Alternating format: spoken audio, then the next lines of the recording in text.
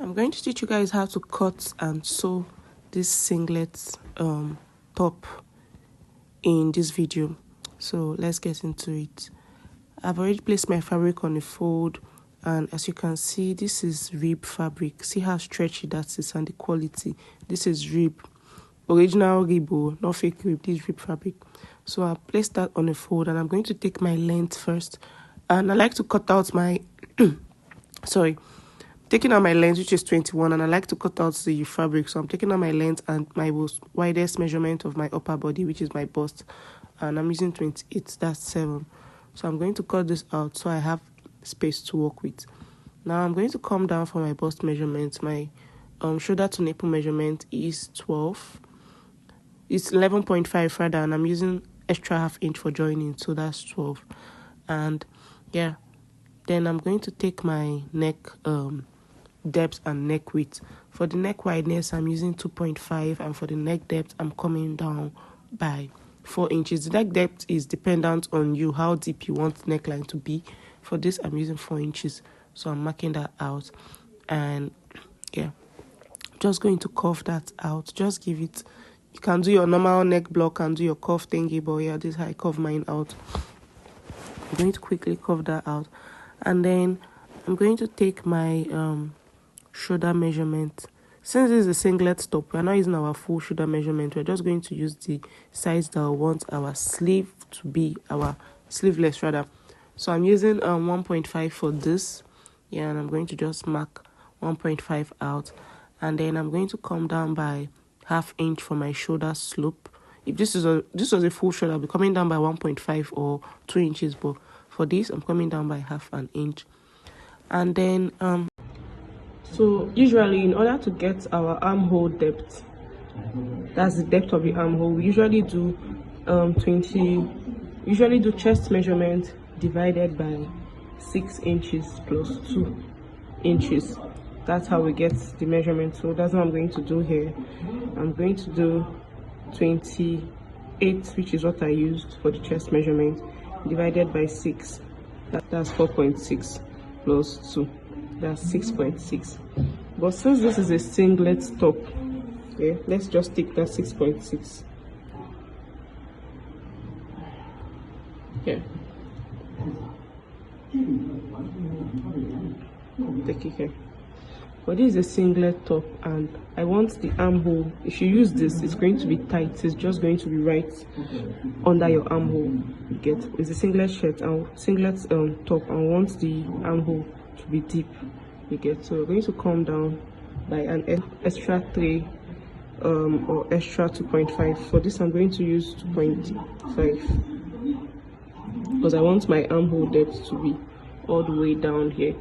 This is if you want it to be tight, this is if you want it to be deep. Now I'm going to connect this to this pot here.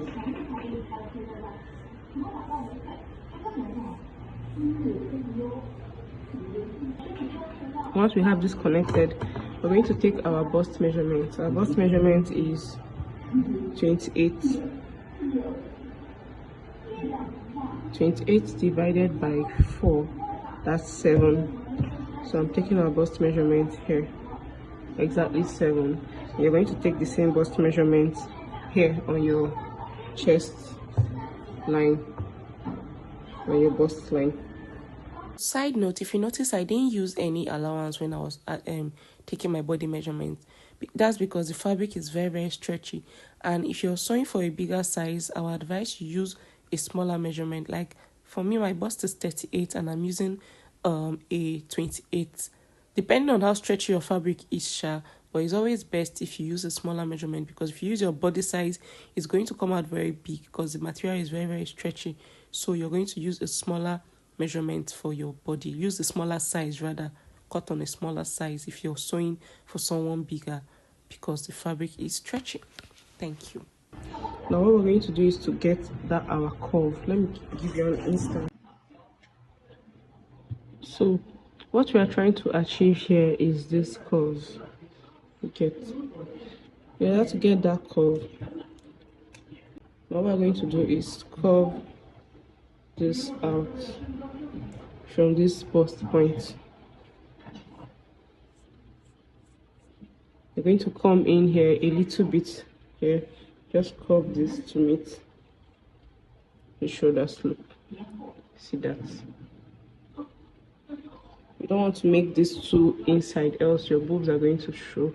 So you just curve this in a little bit to meet the bust here. So once we have that curve, next thing we're going to do is to take our waist or under bust measurements, dependent on you. Under bust measurements is almost the same thing most times with the bust measurement. Now what I'm going to take here is my waist measurement. So our waist measurement is 24. 24 divided by 4 is 6. So I'm going to mark out my 6 here. Now we're going to connect this to our bust line.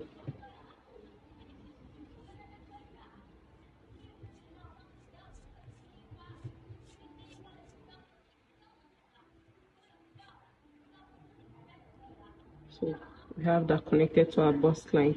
We have our neck drop here. Like I said before, I used 2.5 inches against 4 inches depth, 2.5 inches wideness, then the curve and our waist measurement. That's basically it for the front piece.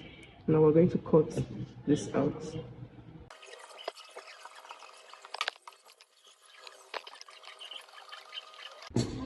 So we have our front piece. Now we're going to cut out our back piece.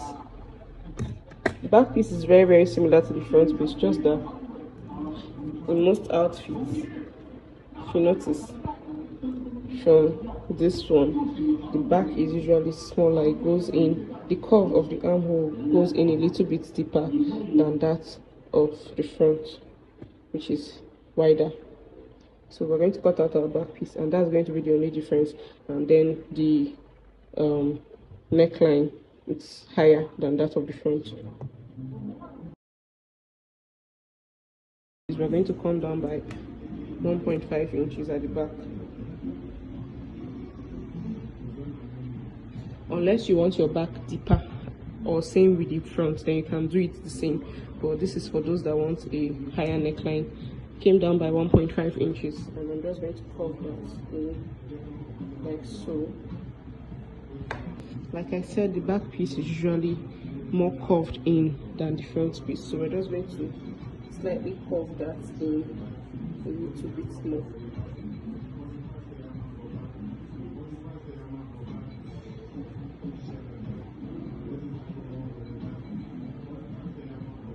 Like so. So if you want to measure it, you can do like ½ inch extra inside, or you can make it 1. That's completely dependent on your preference. But if you want it to just be slightly curved in, ½ inch, you want it to be more curved in, 1 inch. So I'm doing half for mine, and I'm just going to cut that out. Our back piece, and this is what it looks like opened up, and this is our front piece opened up.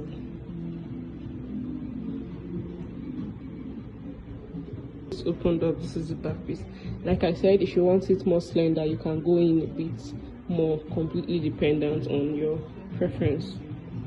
So we have our front and our back piece. Now we're going to cut out the straps, the binding for this bias we used to finish our armhole, our neckline, and all of that.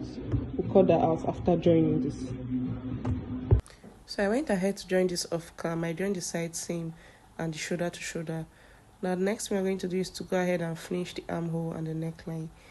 So I measured the round armhole, which for this I got 22.5. Now before you cut the bias finishing, you're going to take out 5 inches from that length, which I did. So I'm cutting out 17.5 for the bias finishing, and I'm cutting out 2 of that. Remember to cut on the stretchy part of the fabric. So I cut out 2 of these, and for the length, like I said, I used 17.5, added 1 inch to that for joining. If you notice, I had did a joining to the this thing because I needed it to be longer. And then for the wideness I used 1.5. Now you're going to fold this together like so and join it like that. So I did that for the both bias finishing, and I'm going to attach this to my armhole. Now I'm notching both ends. Now you're going to place this front side facing the wrong side of your singlet, because you're sewing this from the back to the front. And I'm just going to pin that down. I'm going to pin down the joining to the side seam. Now you're going to sew this round and stretch it out while you sew. Make sure that when you stretch this out, the bias is fitting the round armhole. Now sew this round, and while sewing, you're stretching out the upper fabric to match the lower fabric. Get what I mean? Now after joining this all the way round, you're going to take this out. Now turn this back to the front, and this optional, but you can just trim out the excesses so you can get a more flatter surface to work on. Now you're going to fold half an inch in and fold the other half an inch to use and cover the seam. So let me show you again. Fold half an inch down and then fold it over the seam to cover and finish that rough edges. Now we're going to take this to our machine and sew it down. And while you're sewing very close to the edge, very close to the edge, but also outside. Try to keep your seam straight. Anywhere that is bulging, you trim off the excesses. So I'm going to sew this all the way around like I'm doing in the video. Now when done with this, this is what you're going to have. It's going to look something like this. Yeah. So I'm going to do this exact thing I just did now for the other side of my armhole. Now after doing this is what we have. Now we're going to finish the neckline. Like we did for the armhole, we're going to measure the neckline. And when I measured it, I got 20. And I took out 5 inches for that 20 to cut out my neck finishing, which is 15 inches. So I already cut that out. And same wideness, 1.5 inches. I joined this side, and the difference with doing the neckline, we are not going to share it equally like this because obviously the front is bigger than the back. You're going to move some of the front to the back and some of the back to the front like I'm doing in this video now. Just move it so it's not it's equal on both sides. And now you're going to notch those points. You get, now you have something like this. We're going to bring our neck finishing, and you place the joining, the side that has joining, you're going to place it to the back notch that we just did now. So you're going to turn this inside out like we did earlier, and you're placing the joining side on the back notch. Okay, just match that, pin it down, and then you're going to place the other joining on the front notch. The notch that you just made, you're going to place it on it and pin it down too. And we're going to sew this round just like we did for our armhole. Now same thing, while sewing this, you stretch it out to make sure that everything is coming together properly. Don't overstretch over, just stretch it out to meet the because the elastic we're using to finish this is smaller obviously, so you have to stretch it out to match the other one. Then same thing, we're going to fold it over the seam just to cover that up. Now after sewing the first seam, I'm going to just run another stitch all around it just to give it a more professional outlook and like secure it properly. You can feel you're free to also run the same stitch around the armhole, which I later went to do. Yeah, I did the same thing around the armhole. Now we're just going to go ahead and finish our hem. Yeah, the waistline, we're going to finish the hem. Just sew that down, and I also ran a second stitch down too, just to give it a more professional outlook. And this is what we have. I'm just checking to make sure that my seams are matching properly. And yeah, this is what we have.